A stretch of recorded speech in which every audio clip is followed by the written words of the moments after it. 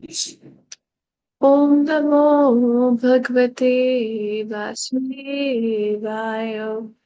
ॐ नमो भगवते वासुदेवाय। ॐ नमो भगवते वासुदेवाय। ॐ अज्ञानतिमिरान्धस्य ज्ञानाञ्जनशलाकया चक्षुरुन्मीलितं येन तस्मै श्रीगुरुवे नमः। नमो विष्णुपादाय कृष्णप्रेष्ठाय भूतले श्रीमते भक्ति वेदांत स्वामिनिति नामिने। नमस्ते सारस्वती देवे गौरवाणी प्रचारिणे निर्विशेष शून्यवादी पाश्चात्य देशतारिणे।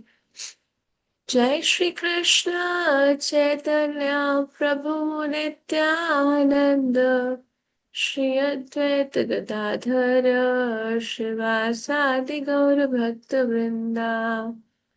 हरे कृष्णा कृष्ण कृष्ण हरे हरे, हरे राम राम राम हरे हरे। हरे कृष्णा कृष्ण कृष्ण हरे हरे, हरे राम राम राम हरे हरे। हरे कृष्णा कृष्ण कृष्ण हरे हरे, हरे राम राम राम हरे हरे।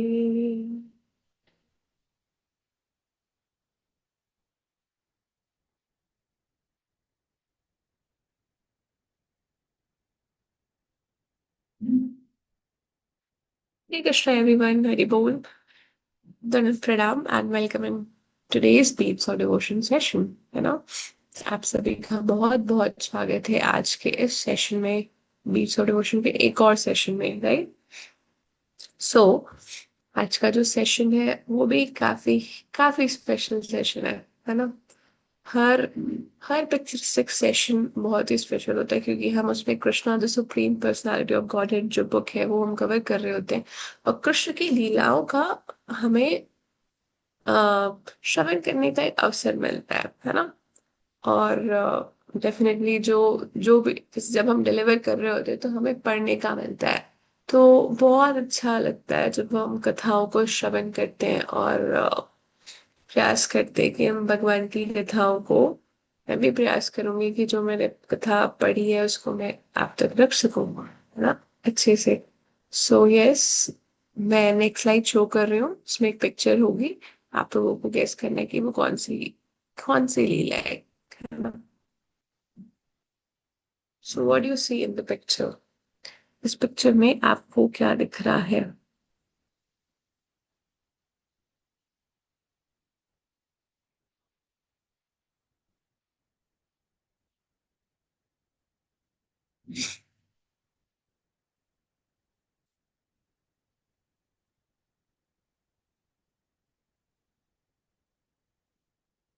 ओके, सो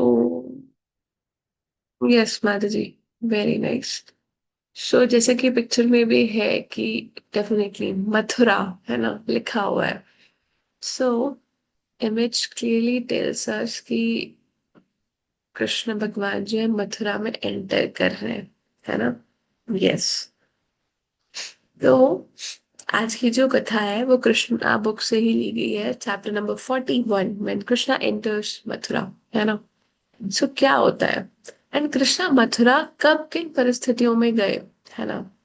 तो थोड़ा सा हम पीछे जाएंगे जिसमें ये बताया गया है पिछले चैप्टर्स में, जिसमें कि बेसिकली यस 39-40 में कि जब कंस जो है वो अक्रूर जी को बोलते हैं कि तुम्हें कृष्णा और बलराम को लेकर यहाँ आना है।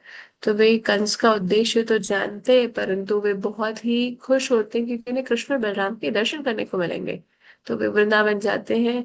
नंद महाराज के घर पे उनका वहां पे आगमन होता है, वहां पे रुकते हैं, नंद महाराज उनकी सेवा सत्कार करते हैं, कृष्ण बलराम भी करते हैं, है ना। और अगले ही दिन वहां से वे कृष्ण उनको कन्विंस करते हैं और कृष्ण बलराम को लेकर वो कहाँ जाते हैं, मथुरा की ओर प्रस्थान कर देते हैं।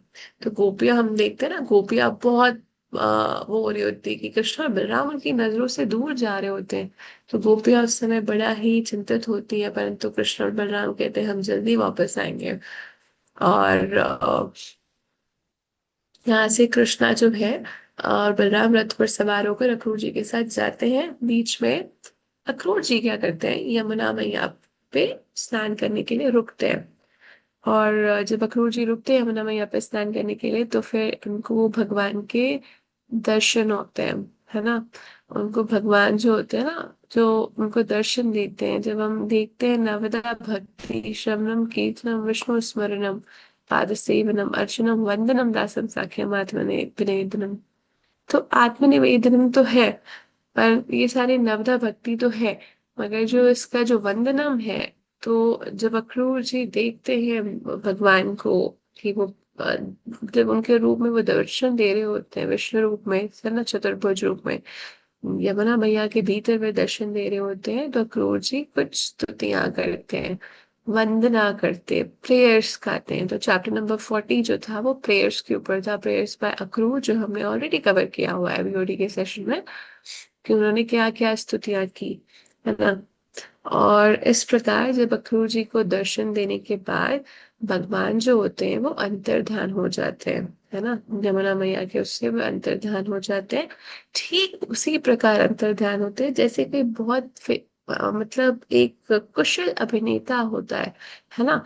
वे अपना वस्त्र बदलता है ना, परिवर्तित कर लेता है ना वस्त्र फटाफट, वैसे ही प्रभु जो है वो अंतर्धान हो गए। और ठीक उसी प्रकार वो वहां पे रथ पर वो हो गए। तो जब अक्रूर जी अपनी प्रार्थनाओं को पूर्ण कर कर वे फिर वो स्तुतियां फटाफट करते हैं और पूरी पूजा विधि करके वो रथ के पास जब वो वापस जाते हैं, तो उनसे कृष्ण ने पूछते हैं। और कृष्ण ने उनसे पूछा, क्या आपने इस गगन में या जल पर कुछ अद्भुत वस्तु के दर्शन किए। तो अक्रूर जी बड़ा ही मुस्कुराते हैं और अक्रूर जी कहते हैं कि प्रिय प्रभु, कि ऐसी कौन सी चीज शेष रह गई है आपके दर्शन के बाद, जिसके मुझे दर्शन करने चाहिए थे। मतलब कहने का तात्पर्य ये है कि आपके दर्शन करने के बाद कोई ऐसी चीज शेष नहीं रहती है ना। आपके दर्शन हो गए तो सब चीजों के दर्शन ऑटोमेटिकली हो ही गए हैं। तो इससे यही निष्कर्ष निकलता है कि जिसने कृष्ण को जान लिया है उसने सब कुछ जान लिया है। और जिसने उनके दर्शन कर लिए हैं, चाहे कैसी भी अद्भुत वस्तु हो, सबके दर्शन कर लिए हैं। तो अक्रूर जी कहते हैं प्रभु आपको जानने के बाद तो कोई और चीज शेष रह ही नहीं जाती है ना। तो इस प्रकार वे कहते हैं और कृष्णा मुस्कुराते हैं और रथ आगे बढ़ता है और मथुरा की ओर एंटर करता है, प्रस्थान करता है बेसिकली मथुरा की ओर। और जब मथुरा की सीमा के लोग निकट पहुंच जाते हैं, है ना, जैसी, तो फिर मथुरा की सीमा द्वार पर ही पहुंचते हैं, तो फिर कृष्ण जो होते हैं, और कृष्ण जो होते हैं वो अपने हाथ जोड़ते हैं, उनके हाथ पकड़ते हैं अक्रूर जी के, और कहते हैं कि अब आप अपने घर जा सकते हैं, क्योंकि आपने अपना कार्य कर लिया है। परंतु अक्रूर जी क्या कहते हैं, अक्रूर जी कहते हैं कि हे प्रभु, मैं अकेले मथुरा नहीं प्रवेश कर सकता, है ना। कृपया आप मेरा परित्याग ना करें, आप मेरा परित्याग ना करें प्रभु। मैं आपका शरणागत दास हूँ, मैं आपका दासी हूँ। और कृपया करके आप प्रभु बोलते हैं कि मैं अपने दोस्त, कृष्णा बोलते हैं, जब बातें सुनते हैं अक्रूर जी की, तो वे कहते हैं कि ठीक है। परंतु कृष्णा को सब समय लगता है कि भाई किस प्रकार, क्योंकि अक्रूर जी के भाव और भी गहरे होते हैं। अक्रूर जी में आगे ये भी कहते हैं कि प्रभु आप अपने दोस्तों के साथ, मित्र सखागण के साथ जाएंगे बिल्कुल।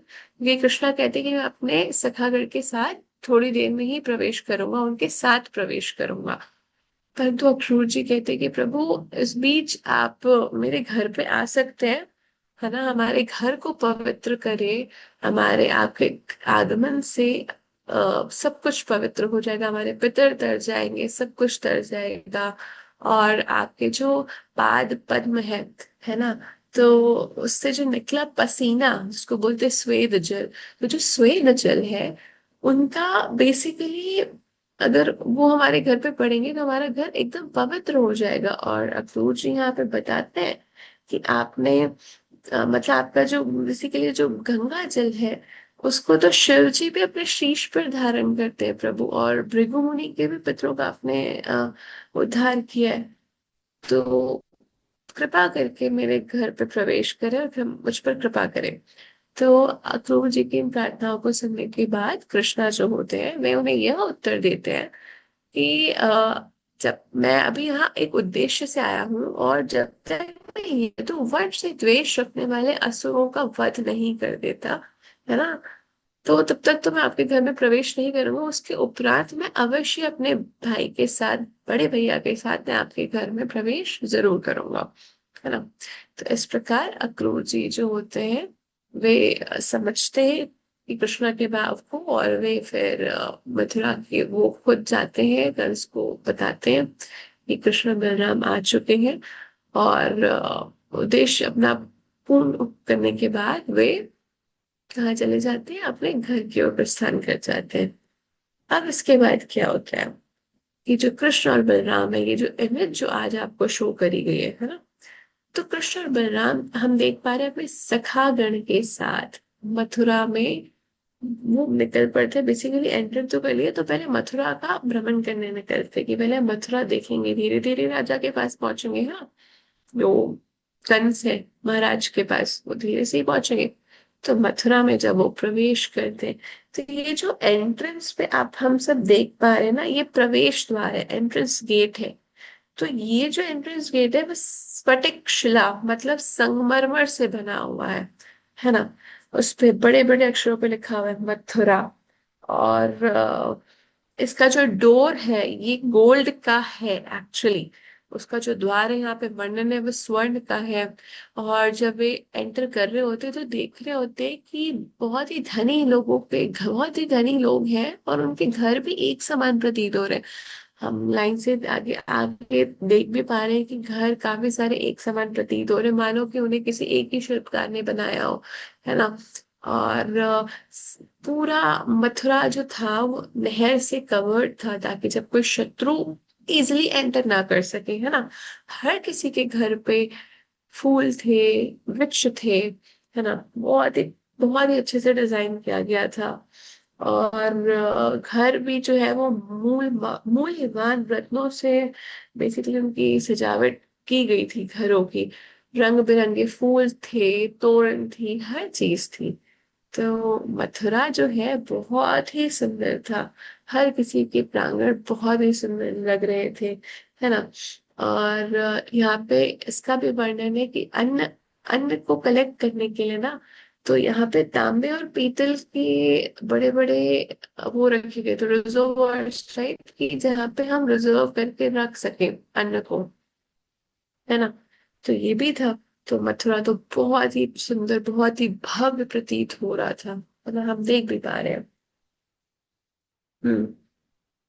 सो मथुरा में जैसे ही कृष्णा इन सभी के, कृष्ण और बलराम और उनके सखागण इतने सुंदर मथुरा का वो देखते हैं, वहां पे देखते हैं कि जो अन्न विक्रेताओं की जो दुकानें भी है ना, ये जो सारे यहाँ पे अन्न विक्रेताओं की दुकानें हम देख पा रहे हैं वो भी बहुत ही सुंदर पुष्पों से सजी हुई है ना। और हर चीज, मतलब हर चीज थी। लोगों के घर के बाहर कलश जो थे वे जल से भरे हुए थे। इनके अन्न विक्रेताओं की दुकानों के बाहर भी कलश जो है वो अन्न से भरे हुए थे। अन्न बोल रहे हूँ, जल से भरे हुए थे। और डेफिनेटली कई लोग अन्न भी रखते हैं, है ना। तो वो जल से भरे हुए थे, उस पे पुष्प थे, और एक पॉजिटिविटी क्रिएट करते हैं ये सारी चीजें, ऐसा कहा जाता है। तो हर कोई अपने दुकानों को फूलों से, रंग बिरंगे फूलों से सजा कर रखा हुआ था। तोरण थी, बहुत ही सुंदर मथुरा, बहुत बहुत प्यारा लग रहा था, भव्य, है ना। और अद्भुत दर्शन थे। तो ग्वालबाल जो थे और कृष्णा सभी बहुत ही अच्छे से दर्शन किए, देखते हुए जा रहे थे।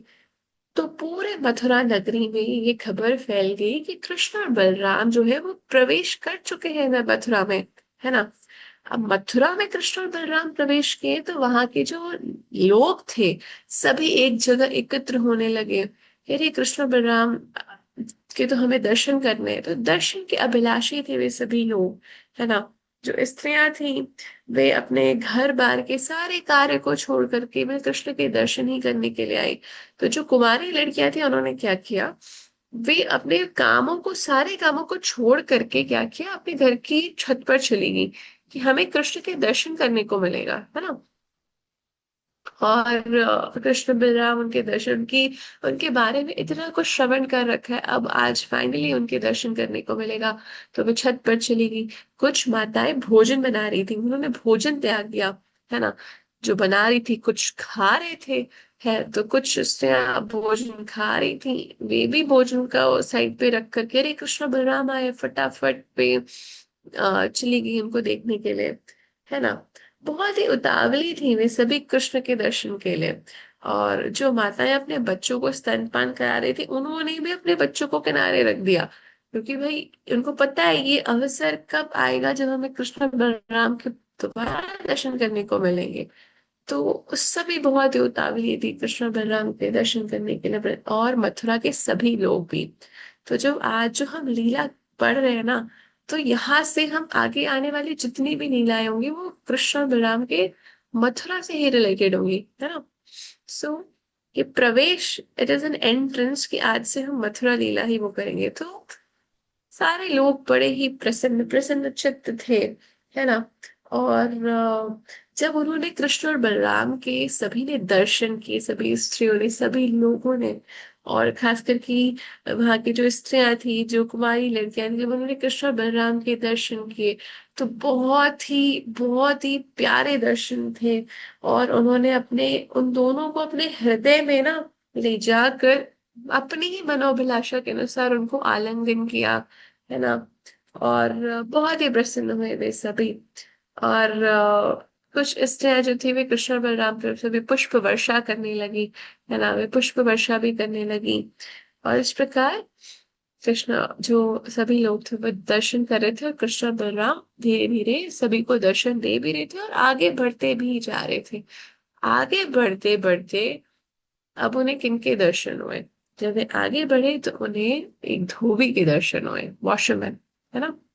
धोबी के जब दर्शन हुए तो उन्होंने धोबी को देखा, तो वे बेसिकली रंग बिरंगे ना वो वस्त्रों को रंगने का कार्य करता था। तो कृष्णा ने उनसे कहा कि आप मुझे इसमें से कुछ उत्तम वस्त्र दें, मतलब उन्हें चाहिए थे, उन्होंने मांगे उनसे, हालांकि कृष्णा को कोई कमी नहीं है, परंतु कृष्णा ने उनसे मांगा कि आप हमें कुछ उत्तम वस्त्र दे, और उन्होंने वचन दिया कि यदि आप उन्हें देंगे, है ना, उत्तम वस्त्र, तो आप सुखी हो जाएंगे और आप समस्त सुख और सौभाग्य को की आपको प्राप्ति होगी, जितने भी सुख और सौभाग्य आपको सबकी प्राप्ति होगी।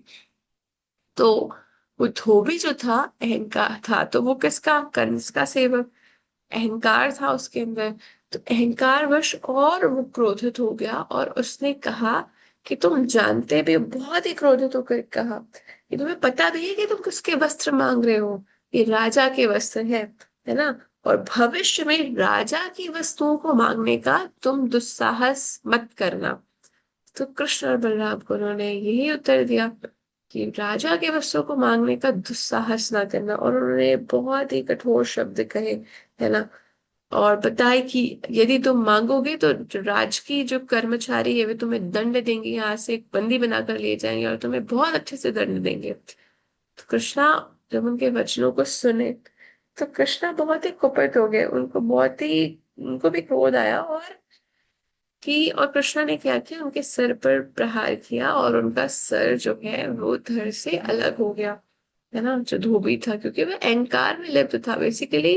ये कृष्णा की लीला है कि उन्होंने उनका अहंकार तोड़ने के लिए, और उनका अहंकार तो टूटा ही धोबी का, परंतु उसका उद्धार भी किया, है ना। तो धीरे धीरे वे, फिर वे कृष्ण और बलराम वहां से कुछ वस्त्र स्वयं लेते हैं, कृष्ण अपने सखागण को भी देते हैं और वे उन वस्त्रों को धारण करते हैं और वे आगे बढ़ते हैं। जब वो और सबसे पहले तो ना अब धोबी मिला, अब वो धीरे से और आगे गए, है ना। तो उन्हें कौन मिलता है? एक टेलर मिलता है, एक दर्जी मिलता है। और वे इस सिचुएशन जब वो देखता है कृष्ण बलराम आ रहे, तो वे उनके लिए वस्त्र सिलता है ना। और उन्हें उत्तम वस्त्र प्रदान करता है। और जब वे उन्हें उत्तम वस्त्र प्रदान करता है, तो उसके अंदर सेवा भाव होता है दर्जी के अंदर, है ना। और वस्त्र प्रदान किया तो कृष्णा और जो बलराम थे वे सभी बहुत ही, उन्होंने वस्त्रों को धारण किया और बहुत ही सुंदर प्रतीत हो रहे थे। पूर्णिमा का दिन था, रंग बिरंगे वस्त्र थे, बहुत ही प्यारे लग रहे थे वे सभी, है ना। और कृष्णा ने उनको फिर वरदान दिया, बहुत ही प्रसन्न हुए और उनसे बोला कि तुम्हें सारूप्य मुक्ति मिलेगी, जब तुम वैकुंठ जाओगे तो तुम्हें विष्णु के जैसे ही रूप मिलेगा, उनके नारायण के जैसा ही शरीर प्राप्त होगा, है ना। और उनको भी ये भी कहे कि जब तक आप जीवित रहेंगे, इंद्रिय तृप्ति का आनंद उठाने के योग्य पर्याप्त वैभव आप कमा सकेंगे। कृष्णानंद ने ये भी वरदान दिया और बहुत ही प्रसन्न हुए और प्रसन्न चित्त के साथ वे मथुरा नगरी में और आगे प्रस्थान करने लगे। जब वे और आगे गए तो अब उन्हें किनके दर्शन हुए, है ना। पहले हमने देखा कि उनको किसके दर्शन हुए? एक वॉशरमैन के, एक धोबी के। सेकंड देखा उन्हें दर्जी के दर्शन हुए, जो उसके अंदर सेवा भाव था। वॉशरमैन के अंदर अहंकार था, दर्जी के अंदर सेवा भाव था। कृष्ण प्रसन्न हुए और उन्हें वरदान दिया।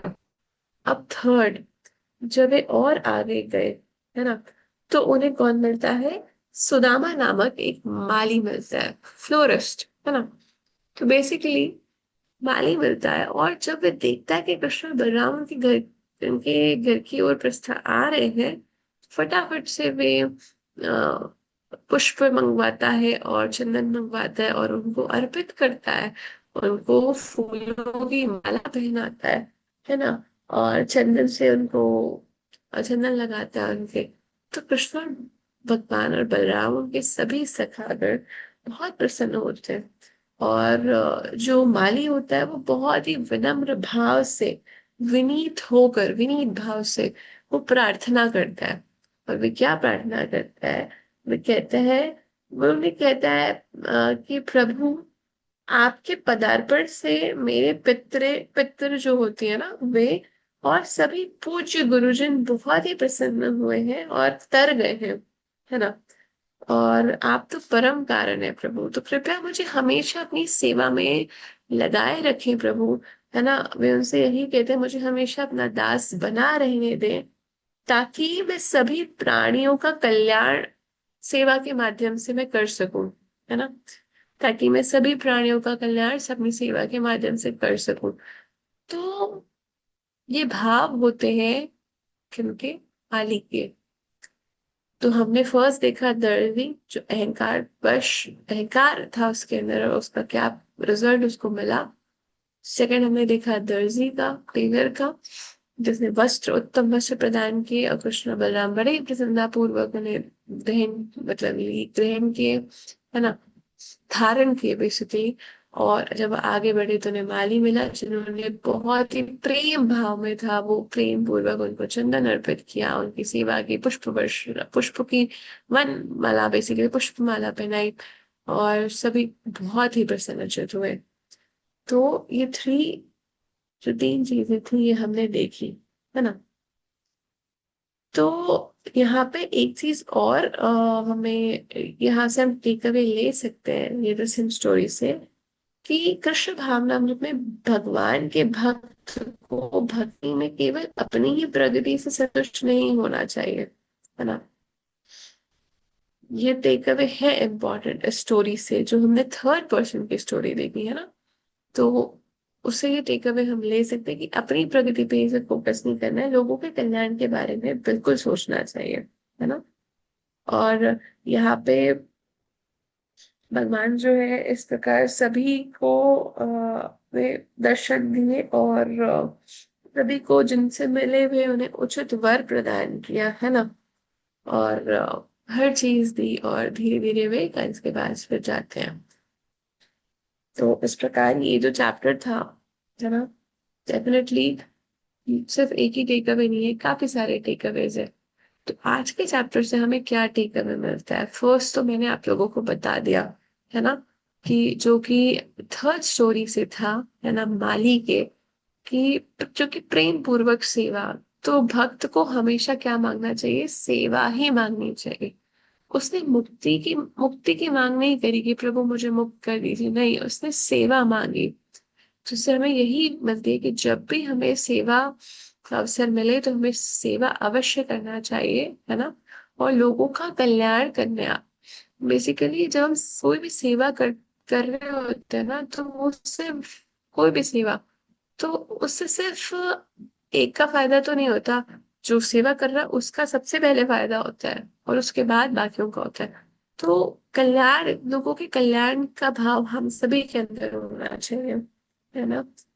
और सेकंड टेक अवे जो है वो ये है, ले सकते हैं कि जब हृदय में भगवान के प्रति प्रेम होता है ना, तो सब संसार की अन्य वस्तुएं भी गौण हो जाती है ना। मतलब बेसिकली ये है कि जब भगवान से आप प्रेम करते हो, हमने देखा ना, गोपियां थी, जितनी बालिकाएं थी और मथुरा वासी जो थे, सबके अंदर कृष्ण के लिए प्रेम जरूर था, है ना, क्योंकि कृष्ण की कथाओं का उन्होंने बहुत श्रवण किया था, कृष्ण की लीलाओं का श्रवण किया था, सब कृष्ण से प्रेम करते थे। तो बाकी जब कृष्ण प्रवेश किए तो सारी चीजों को उन्होंने साइड पे कर दिया। तो जब कृष्ण, हृदय में कृष्ण के प्रति प्रेम हो, तो बाकी सारी चीजें जो होती है वो छोटी हो जाती है ना। हम उन्हें उतनी इम्पोर्टेंस नहीं दे पाते बाकी चीजों को। हाँ, ये एक टेकअवे यही ले सकते हैं कि हमें भगवान के प्रति प्रेम उत्पन्न करना चाहिए, है ना, जो श्रद्धा से लेकर साधु संग, भजन क्रिया, अनर्थ निवृत्ति, डैश डैश प्रेम तक हम पहुंचे, है ना। और जब हमारा हृदय पूर्ण रूप से शुद्ध हो जाएगा, तो हाँ, हम भौतिक जो वस्तुएं हैं, संसार की जो अन्य वस्तुएं जो हमें मोह से बांधती हैं, हमें उनसे दूरी ऑटोमेटिकली ही हम बना लेंगे। ऑटोमेटिकली आ जाएगी ये चीज, है ना।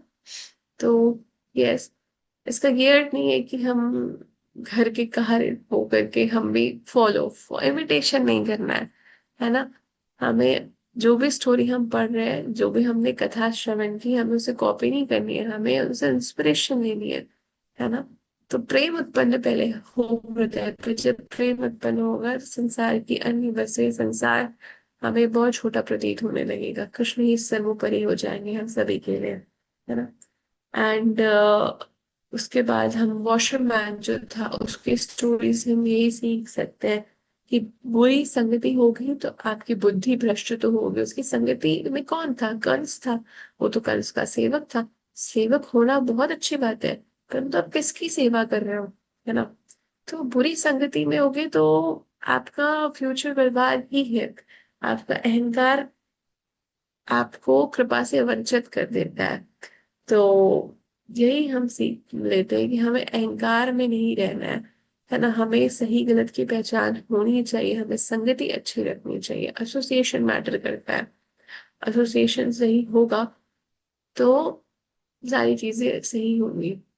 तो यही चीज है। जो मथुरा वासी थे, उन्होंने, वो कस के वहां तो रहते थे, परंतु कृष्ण के प्रति सबके हृदय में प्रेम था, क्योंकि वे कृष्ण की लीलाओं का श्रवण करते थे। तो उनके अंदर नेचुरल वो प्रेम आया, है ना। परंतु जो था वो व्यक्ति, जो वॉशरमैन था, वो कंस का ही एकदम सेवक था, कट्टर सेवक। और उसने बहुत ही कठोर शब्दों का प्रयोग किया अपनी। वो शो करता है कि आपकी संगति किस प्रकार की थी। तो यस, हमें उससे बचना चाहिए। ऐसी संगतियों से, बुरी संगतियों से बचना चाहिए अपने आप। हमें जब भी ऐसी संगति मिलती है ना, तो पहले तो ये होता है हम पहचान ही नहीं पाते, है ना, कि हमें किस प्रकार के लोग मिल रहे हैं। आजकल लोगों को जज करना बहुत टफ हो गया है। आप इस संसार में किसी पर भी ट्रस्ट नहीं कर सकते, है ना, किसका एसोसिएशन कब क्या निकल जाए। तो बहुत इंपॉर्टेंट है कि चूज योर एसोसिएशन वाइजली। पहले अपने एसोसिएशन को बहुत ही वाइजली चूज करो, नहीं तो अगर हमारा एसोसिएशन खराब होगा तो बुद्धि भ्रष्ट तो निश्चित ही है ना। नेक्स्ट टेक अवे जो है, हम टेलर जो दर्जी था उसके स्टोरी से क्या ले सकते हैं, है ना। यही सिखाती है कि उसने बहुत ही प्रेम पूर्वक, उसके अंदर भी प्रेम था और सेवा भाव, जब उसको सेवा का अवसर मिला तो उसने एक्सेप्ट किया। तो जब भी हमारे पास भी सेवा का अवसर आए तो हमें उसे एक्सेप्ट करना चाहिए। सेवा सेवा होती है, सेवा कभी त्यागी नहीं जानी चाहिए, है ना।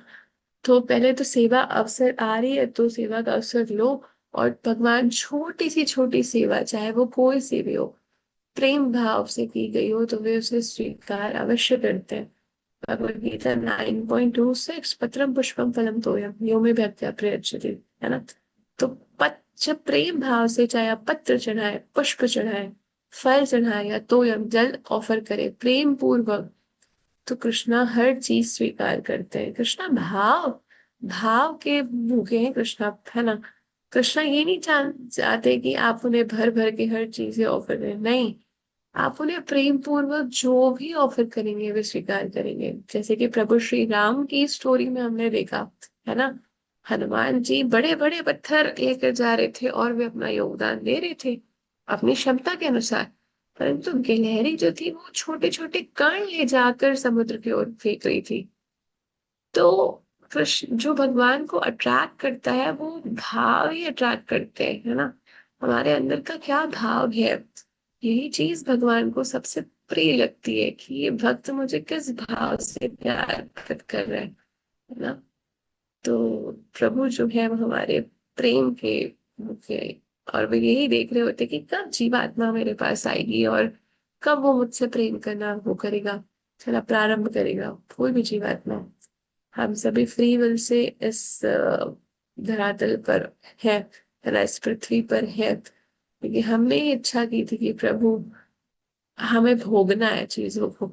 परंतु ये संसार भोगने के लिए नहीं है, ये संसार एक जेल है और हम सुधार, ये एक सुधार ग्रह है ना। तो बेसिकली सुधर कर हमें वापस जाना है यहाँ से। तो यदि हम इस जीवन को भी व्यर्थ कर देंगे तो ये जो सुअवसर मिला है सुधरने का वो खो देंगे, और हम पुनः जब हम शरीर त्यागेंगे तो हमें वापस एक और शरीर मिलेगा। परंतु हमें इन कथाओं के माध्यम से यही हमारे अंदर, कथा जब हम श्रवण करते तो हमारे अंदर एक सीरियसनेस आनी चाहिए, जो डेफिनेटली मेरे अंदर भी नहीं है ना। परंतु हमें यही प्रार्थना करनी चाहिए कि प्रभु हमें भक्ति प्रदान करे, सेवा का अवसर दे और आपसे हम प्रेम कर पाए, है ना।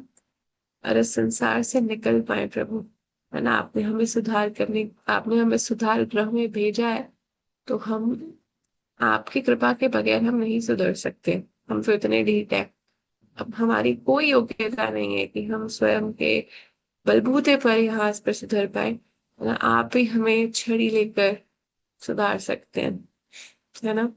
सो प्रार्थना यही करनी चाहिए।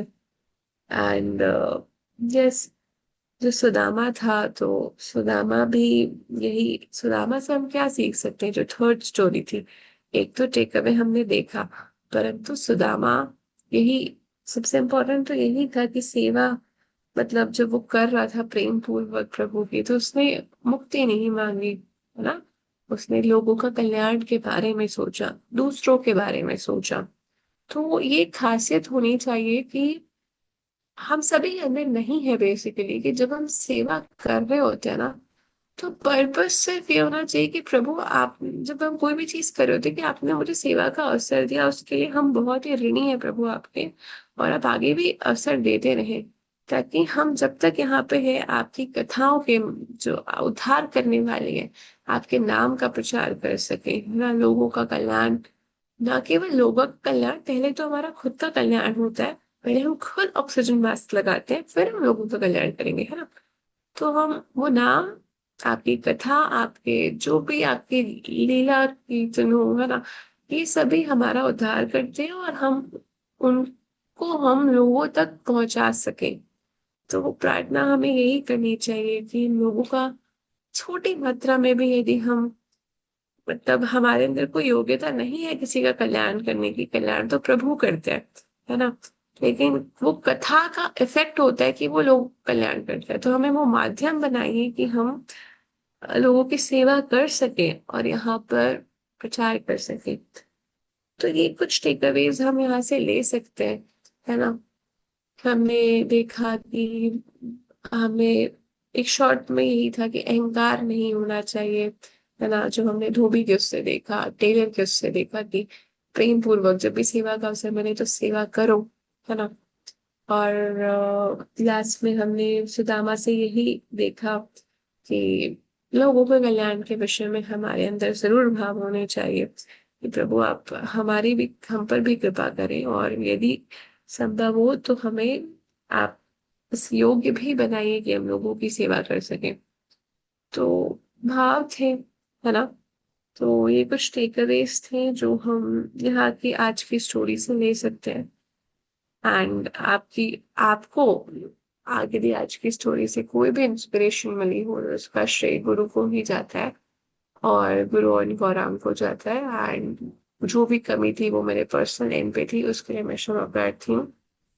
आप सभी वैष्णव हैं और आप सभी मुझे यकीन है क्षमा कर देंगे जो भी प्रेजेंटेशन के दौरान जो कमियां थी। एंड है ना, on that note we ending today's session. वाञ्छाकल्पतरुभ्यश्च कृपा सिन्धुभ्य एव च पतितानां पावनेभ्यो वैष्णवेभ्यो नमो नमः। अनंत कोटि वैष्णववृंद की जय। जय कृष्ण प्रभुपाद की जय। नित्य गौर प्रेमानंदे। हरि हरि बोल।